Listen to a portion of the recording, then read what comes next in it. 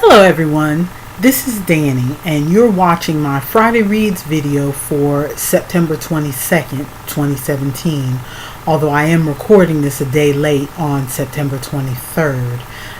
Quite honestly, I wasn't going to record a video this week, but I had to go out today and I was already dressed. My hair was did, so I figured it's as good a time as any to get in front of the camera, because quite frankly, one of the things that keeps me from doing videos is that on most days I'm in the house studying in my pajamas, and I don't really want to get in front of the camera like that, and I don't really feel like getting dressed. Also, it's still pretty hot here, even though it is fall, and I have to turn off all the fans so that you can hear me when I make the video. So now today happens to be a day where it's a little bit cooler, so I think I can tolerate making a video without sweat running down my nose. So I haven't read a lot unless you count my language of medicine textbook, because I've been studying a lot of medical terminology. Those of you who have hung around here for a while know that I am studying medical billing and coding. So I am doing a lot of studying. But I did get a little bit of reading done, so let's get right to it. First, I was watching Lisi Loves Books, and she mentioned how many books she'd read this month, even having gone through a hurricane in Florida. She still managed to read 20 books. I admire your dedication, but I guess I get distracted too much. There's too many things. I like reading. I used to be one of those the world would end if I didn't have a book kind of readers, but I think now I've turned into one of those readers where books are just another entertainment option. I could read a book, or I could listen to an audiobook, or I could play a video game, or I could watch a movie, or I could watch videos on YouTube. And unfortunately, a lot of the other options win out for my time because I can do other things while I'm doing them. So it just depends. So I decided, when I saw how many books she had read, I thought I'd take a quick tally of how many I read in August. I read 8 books. I don't know how many I have read this month. I know since the last video, I think my last video was September 2nd, and I've only completed 2 books since that last video. So I'm not sure. Well, let me take a look. I've got my notes here. I can look. Okay, my last video was September 1st, and I finished, but those books I think I finished in August were The Timekeeper, Whiskey Sour, Our Souls at Night. So that was 3 books. But I think I finished those at the end of August, so I'm not sure that those really count for September.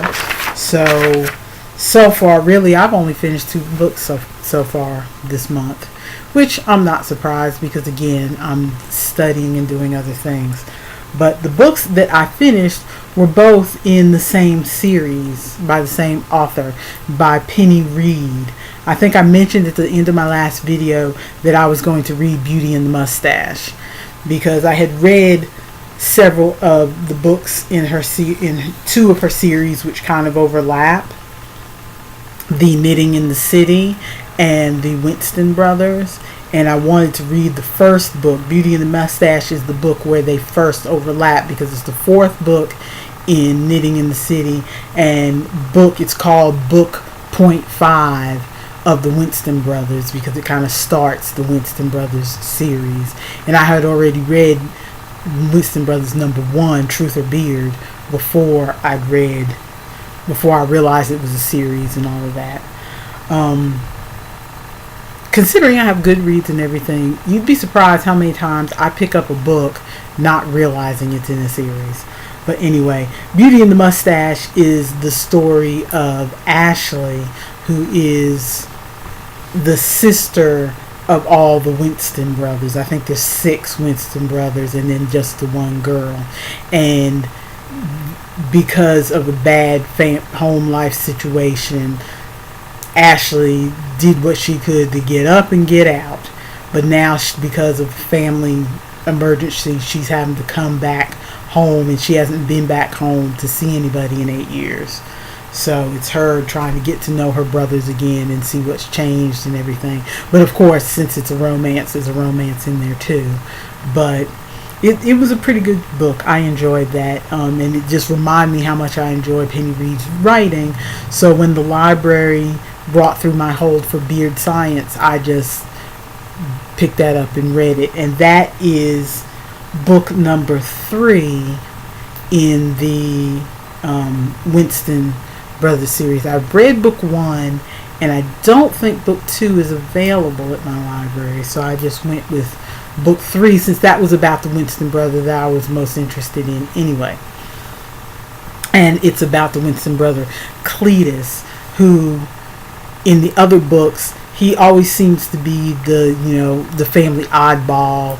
He lets loose with odd non sequiturs in the middle of conversations, and everybody thinks he's a little weird. He's smart, but a little weird.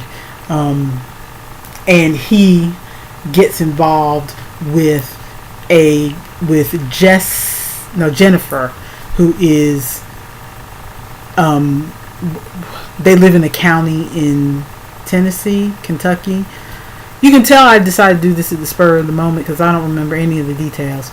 But she is known as the Banana Cake Queen. But that's not really all that she is. So this is really a story about 2 people who are not what everybody thinks they are, and how they help each other out.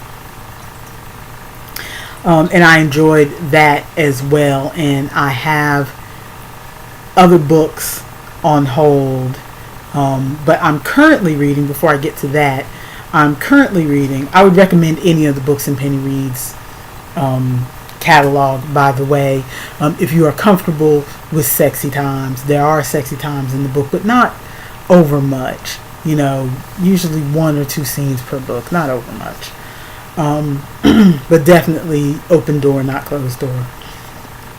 And would I hand them to my auntie? My cool auntie. I don't know. Not my strict auntie. That would have to be my cool auntie. Now, Soulless by Gail Carriger, I'm listening to on audio, and the narrator on that is Emily Gray. I first read that book in paperback in 2011, and as I've said to other people, that was one of the first books that I remember where the book grabbed me from the first page, where I was almost like, just almost like a physical pushback. Okay, not that, I mean, it was just, okay, this is where we're going. I like this style of writing. This is where we're going. This is cool.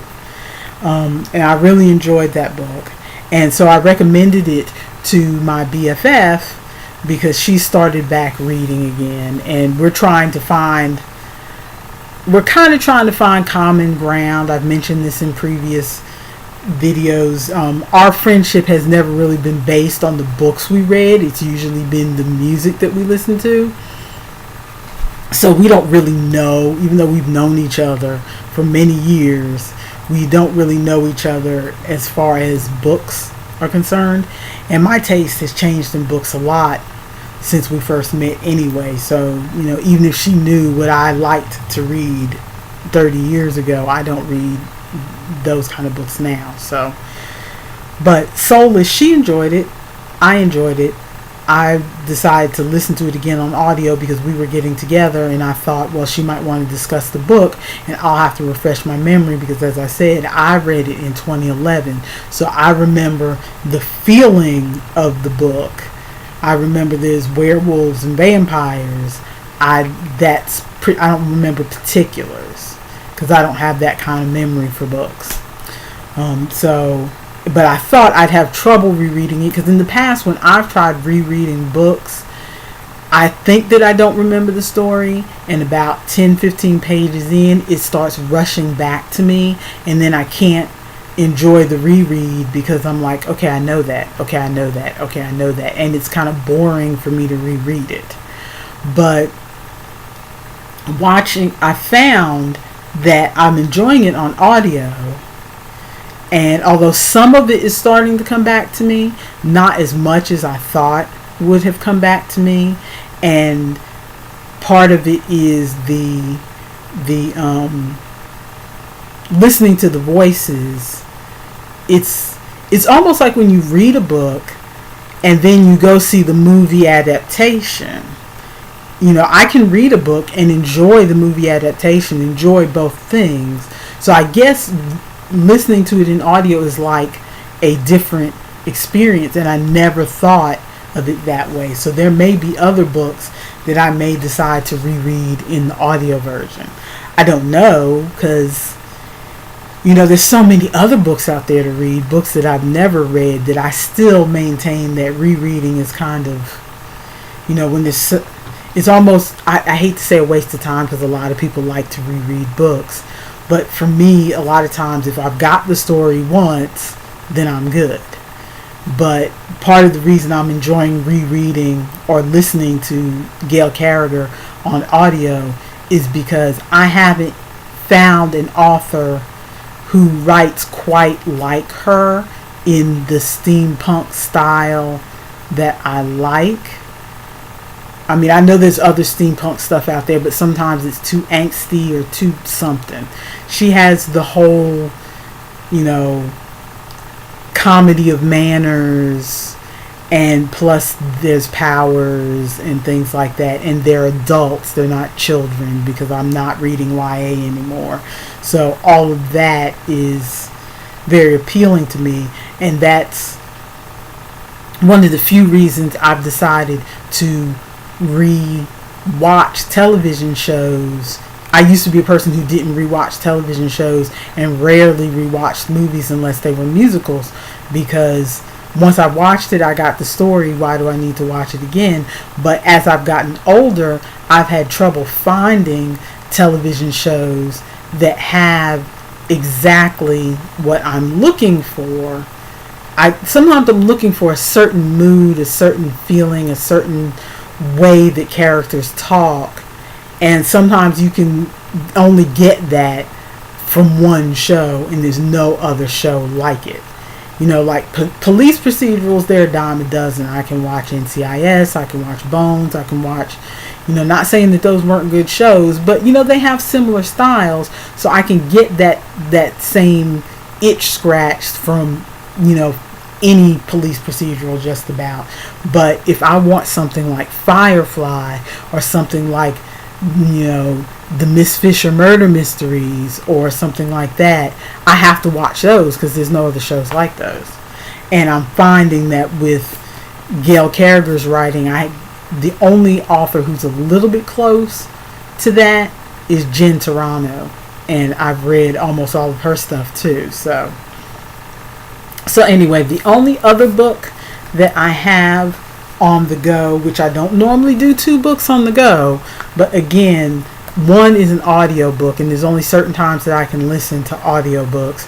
So sometimes, like when I'm going downstairs to make my cup of coffee, I'll take something to read while I'm down there waiting for a few minutes for my food to heat up and my kettle to boil. So I'm reading, plus I remembered that I had an ARC through NetGalley that I was holding on to because I got the ARC early, and I don't like to read and write a review on the ARC until it's within a month of the publication date, because that's what a lot of the publishers suggest.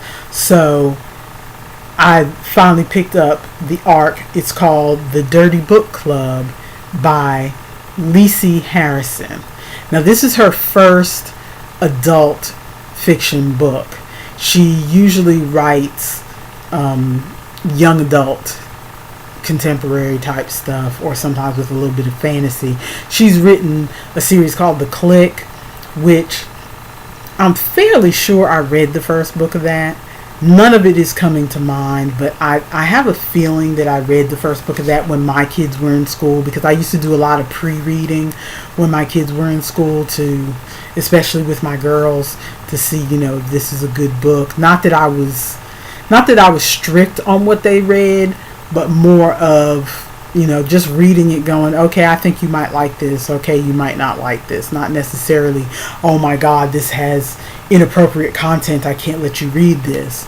It wasn't really for that. It was just more to find books for them to read. So I'd read them too.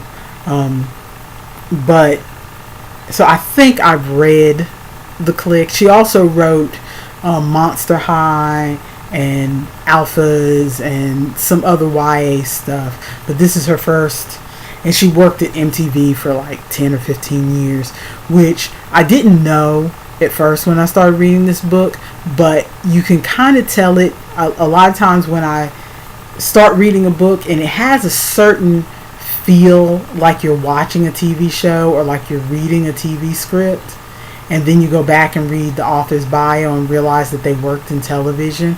It's like, yeah, I can see that. That's not necessarily a bad thing, but when I'm looking for something light to read, that, something that came from a television writer usually falls along those lines for me. And this book is about, the publication date is October 10th. I would classify this as sort of women's fiction, despite the fact that the title is The Dirty Book Club. I haven't quite gotten to any dirty bits yet, and I don't know that there will be. But so far it looks like it's a story that's going to go back and forth between modern day and 1962, where in 1962 an original group of women started a club. 4 women who went to high school together kind of started a book club, and where they met month to month. And in present day, there is a young woman who's going through a rough time, who ends up moving in next to one of the women from the 1962 club. Of course, in modern day, she's, an adult, older woman with grown kids.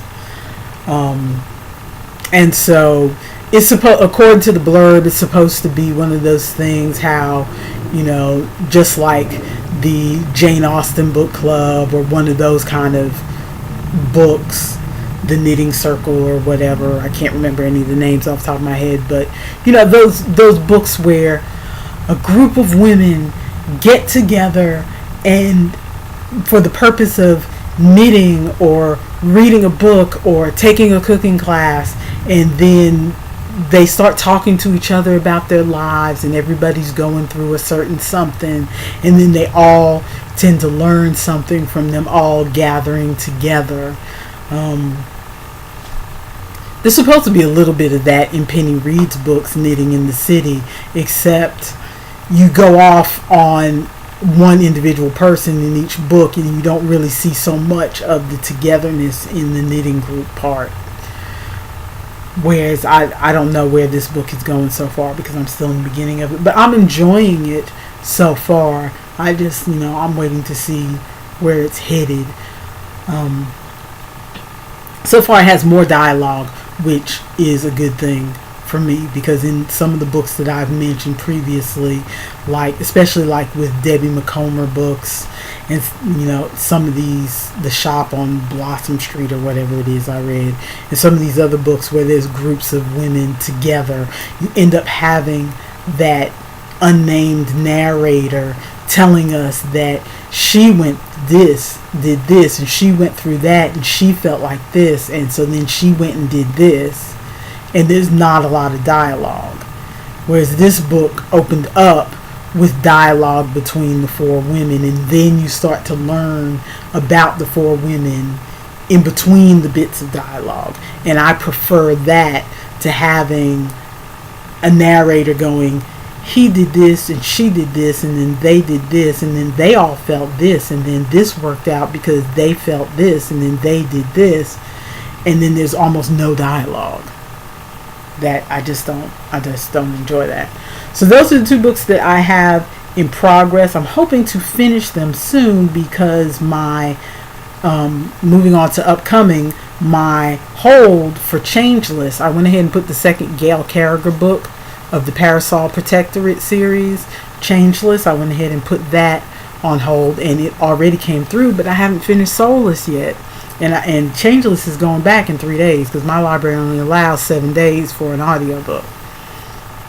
So I need to hurry up and finish Soulless, which is going to be tough because I can't listen to Soulless and do my homework at the same time. So Changeless might end up going back, but it's not like I haven't read it before. I was just going to listen to it again because I'm enjoying Soulless so much, and because my best friend moved right on to Changeless after she finished reading Soulless. She's listening to the audio of Changeless, so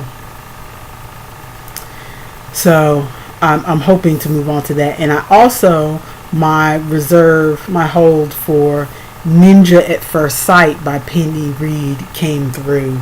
That is the third book in the Knitting in the City series, is Love Hacked, and I have a hold on that one too, but it still hasn't come through. So this novella, which comes before book number 5, came through. So I'm going to try to go ahead and read that. Since it's a novella, it should be a shorter, quicker read. So I'm going to try to read that. But don't be surprised if I don't read either one of those and you see me reporting next time that I read what we call here in this house a prairie romance, because I haven't read one in a few weeks, and I'm starting to Jones for a farm and some home cooking and some mail order brides in the late 1800s. That's my comfort zone, and I'm starting to feel a need for some, but I feel like I've almost read every one that my library has, so I might just have to branch out of necessity. But anyway, thank you if you've stuck around to the end of this video. Thank you for listening. Thank you for watching. If you want to know when I make one of these videos again, because I don't make them every Friday, if I haven't read anything, as I saw another YouTuber say just yesterday, if I haven't read anything, why am I going to come back and make a video? So I try to say every week or try to say every other week, but I'm being honest. If I haven't read anything, you won't see me. If I read something, you'll see me. So the best way to know when I have read something is to, click that subscribe button and then click that little notification bell so it'll let you know when I finally get around to making a video. So I hope, if you're watching this on the day that I recorded, I hope that you have a good rest of your weekend. Bye-bye.